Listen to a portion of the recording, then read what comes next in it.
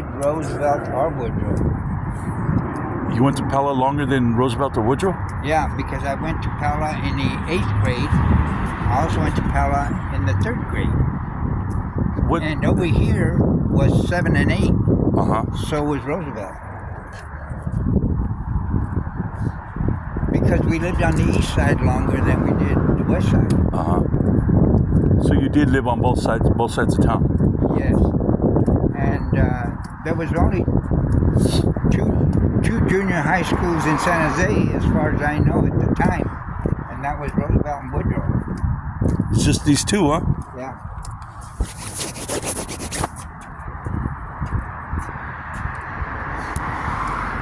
What would you say is like the kind of because there's such a nostalgic feeling about Woodrow. I mean, there are people that feel like a really strong sense of pride that they went to Woodrow. What would you say it is? I mean, because it's a phenomenon that I still can't figure out.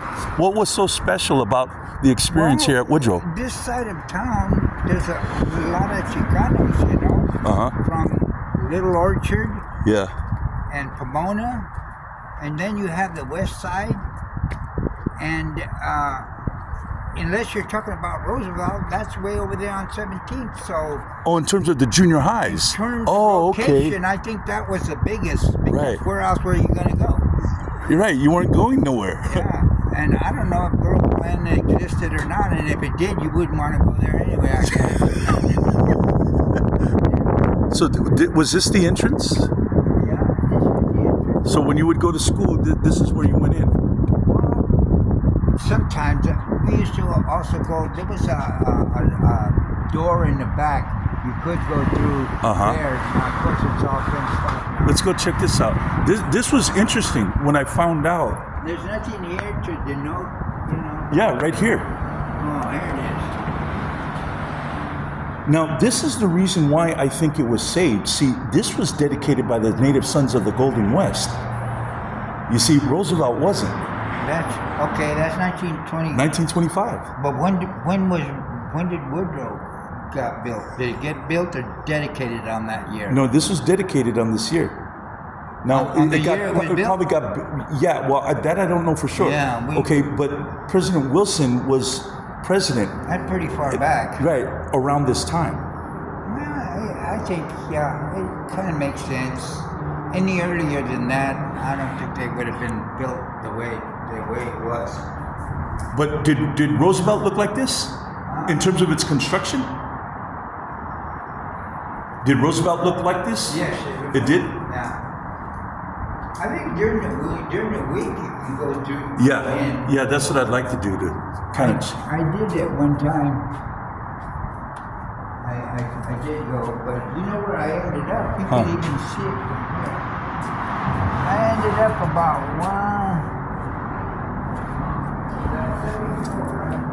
first window and the second window. There's a home room. That's where I ended up. I came in through the back because it was boarded up because it wasn't earthquake proof. Right. And again, what you said. Yeah. You know, I'm sort of, I guess you could call me melancholic. Because all the time I was drinking or drugging, my mind would always go back to a better time when I wasn't making myself miserable. Right. So when I was drinking and I had come from, I believe, St. James Park. There, like I said, I had been depressed. It was a foggy day, and I went through the back, and it was boarded up. But I was able to pull the board up. It looked like somebody had been through this particular space before. I lifted it up and crawled through there because I wanted to find my old homeroom, you know. I had a bottle of Thunderbird, so I went out through the back and ended up on the second floor. I knew it was up here somewhere. And there was more than one room, so I picked one that looked familiar. They're all the same. But I went in, and I just wanted to see, my mind was taking me back to a younger age and a better time. And